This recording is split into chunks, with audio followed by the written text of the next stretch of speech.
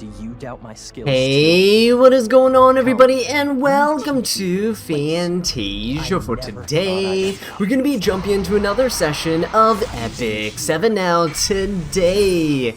Got some more first impressions for you guys.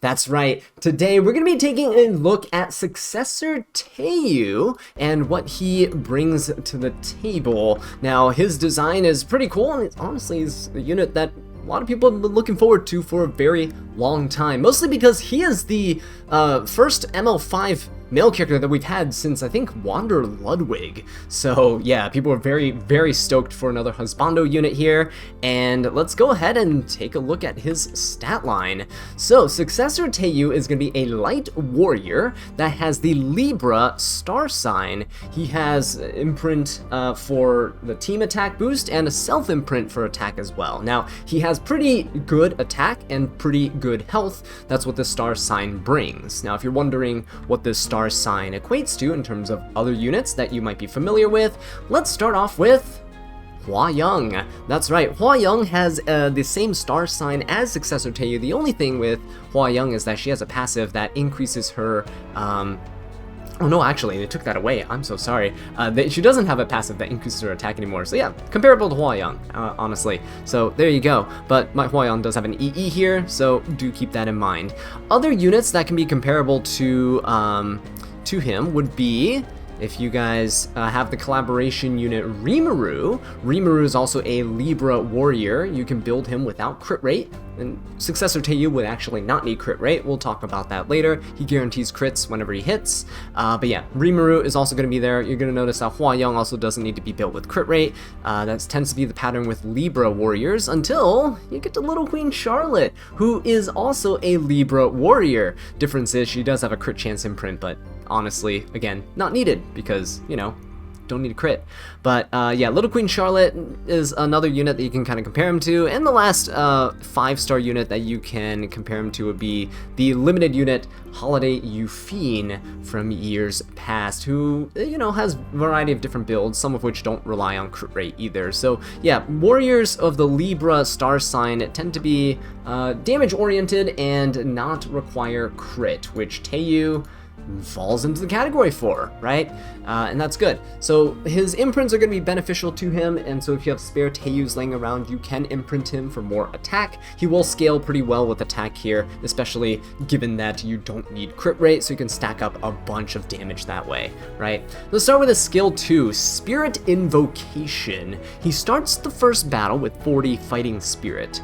When combat readiness of an enemy is decreased, gains fighting spirit equal to the amount of combat readiness reduced, and when fighting spirit is full at the end of a turn, consumes all fighting spirit, increasing combat readiness of the caster by 100% and granting possession for 2 turns.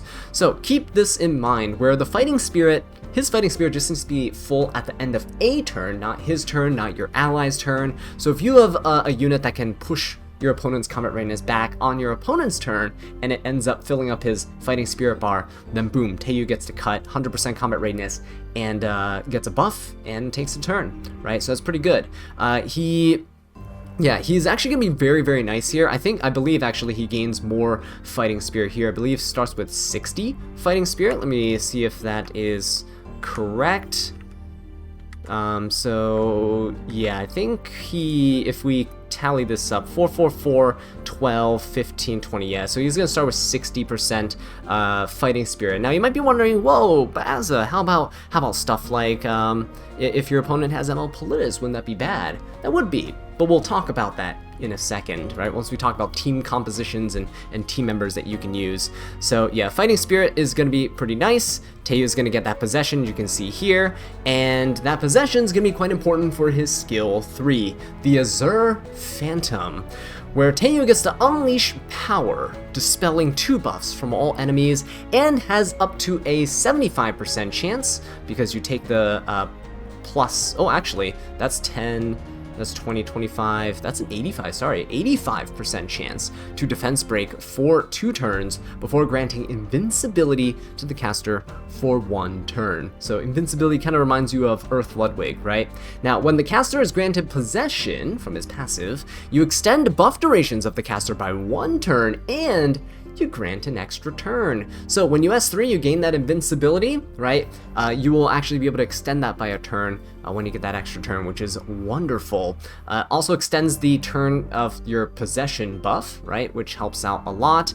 And the fact that he gets to defense break your opponents for free, essentially, with a non-attack skill is fantastic. That also dispels. So you dispel, 85% chance defense break. It is really, really good. You can ignore effect resistance as well. Now, this doesn't guarantee that you'll land your defense break. You can still have a 15% chance not to land it, but this will guarantee that you strip 2 buffs from your opponent, which is pretty nice, right? It could be a defense buff, could be barriers, all that stuff that mitigate damage. So not bad at all. And yeah, he's gonna hit quite hard too. So we'll take a look at what he does with his damage here. So you see he goes for the S3, it's a non-attack skill, boom, and we see the defense breaks. Now look, he does have that 2-turn invincibility here, so that is really nice. That means after he takes this first turn, right, after he goes, after he has his S3 and he attacks, he'll still have another turn of invincibility left, which helps him stay on the field for longer, which means you don't need to build bulk and you can build him as a glass cannon. Obviously, you're probably going to want to, you know, have a little bit of bulk maybe here and there. It depends on your team compositions and stuff. I can definitely see some people out there doing what they do with Earth Ludwig, which is build with 0 speed, right, and put effect resistance on him. We'll talk about that later though, because Earth Ludwig has a lot of similarities to this Taeyou build, right?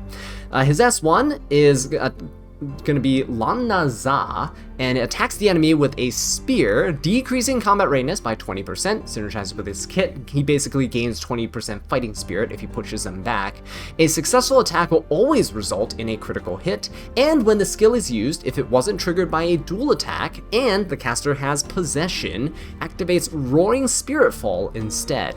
Roaring Spirit Fall increases the attack of the caster for 2 turns before attacking the enemy by striking from above. It's a stronger hit, essentially. You get that attack buff as well. A successful attack always results in a critical hit, and the skill does not trigger a dual attack. So yeah, this is a beautiful, beautiful self-contained unit. Defense breaks the opponents after stripping their buffs, granting an attack buff to himself, gaining combat readiness for himself. He is gonna be really, really strong as a damage dealer. But you're going to notice that he kind of really requires that fighting spirit in order to get going. So you're going to need teammates that can help reduce your opponent's combat readiness. You can also obviously still push up your own combat readiness. You just don't get that possession buff, which is going to kind of hinder you in the long run here. Right, so yeah, let's go ahead and talk about what Successor Taeyou can be run with. So when you're thinking of openers in the game, and you're thinking about units that push back combat readiness, the first unit that should come to mind is Zio, right? Zio is the perfect friend for all of these units that act as bridges. ML Taeyou, you have all these other units before in the past like ML Ludwig, you have you can actually technically even use him with a bunch of other strong DPS that kind of fallen off on the meta, so Jacko, Earth Euphine, and all that stuff as well. But yeah, anyway, we're getting sidetracked here. Focusing on Taeyou, Zio has an S3 that decreases combat readiness of the opponent by 40%. And that is really, really good because it basically gives you perfect amount of combat readiness for Taeyou to take a turn, because he starts with 60, gains 40, it's 100%, boom, and you're good, right? Even if ML Politis was there, you can still use Zio, but you would couple him with Requiem Rowana. Requiem Rowana is also a really strong unit that people use at base speed because she gains combat readiness whenever the unit in the front line takes a turn. She's really strong for attacking cleansers and other like anti-cleave units because she resets their skills, and she has, well, you have the freedom to build as much effectiveness as you want. Most people with good Rowanas have like 300, easily 300 effectiveness, right? And you can also self-imprint her here to get even more. But yeah, so Requiem Rowana is definitely a very good unit here because if you look at the S3, she will attack all enemies with a Horde of Illusions, dispelling 1 buff before increasing cooldowns by 1 turn and decreasing combat readiness by 30%. Now, this attacks all enemies, so all enemies will get pushed back 30%. This is a free free 120% combat readiness increase for Taeyou, right? Which is huge. Now, if your opponent has something like ML Politis on the other side, ML Politis would have the amount of fighting spirit that Taeyou starts with. Instead of 60, he'll start with 30, okay? And then Zio will come in. Zio starts the match. He gets to S3.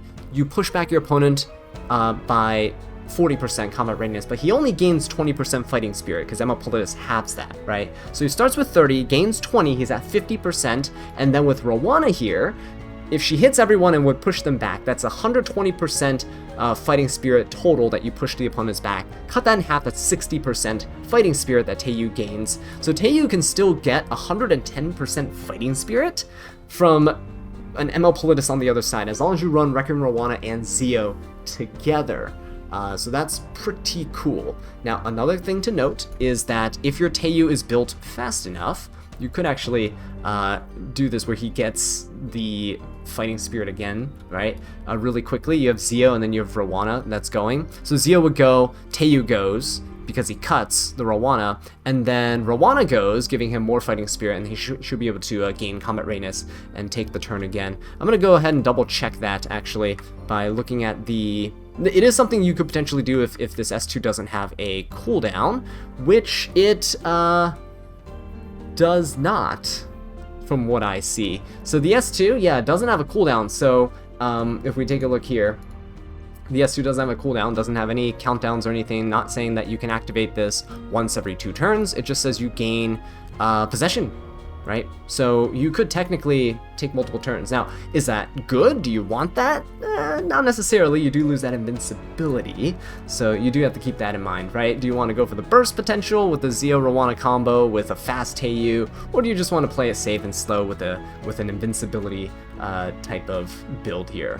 So yeah, let's go back to potential teammates, because there are other units that can also push back combat readiness that are used in very aggressive teams, such as Blooming Litica. So Blooming Litica, in her kit, she doesn't really have anything that would decrease your opponent's combat readiness. She does have quite a few good debuffs and a good burst skill on her S3. However, if you take a look at her artifact, the Seductive Flower here, increases effectiveness of her, which is really nice, free stats, but after an extra attack, it will decrease combat readiness of the target by 15%, and it can be activated once every 3 turns, which should be good enough to pair up with her S2 cooldowns anyway. But that aside, that 15% combat readiness pushback here is actually AoE, right? Well, her S2 is AoE, so it would be an AoE effect, which means 15 times 4 is 60% combat readiness, 50% combat readiness total, which equates to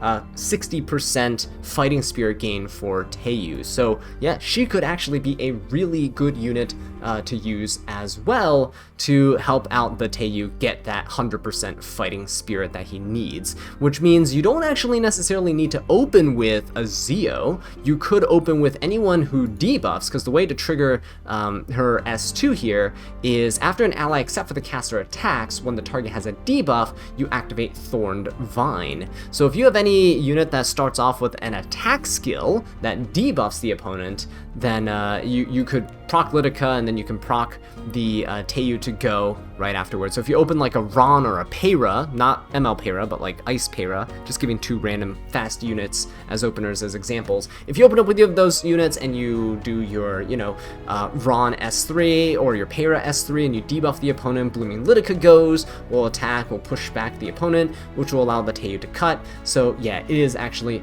pretty nice. You can also combo her, the Taeyou, combo him with a bunch of other units as well. We're not going to go over every single possibility here, but those are just a few options that you can go for. Right, there's quite a few units that you'd be surprised to see what units actually push back your opponent's combat readiness here, right? For example, I think Fire Ida might be another unit that could work, because her S2 here, right, where she...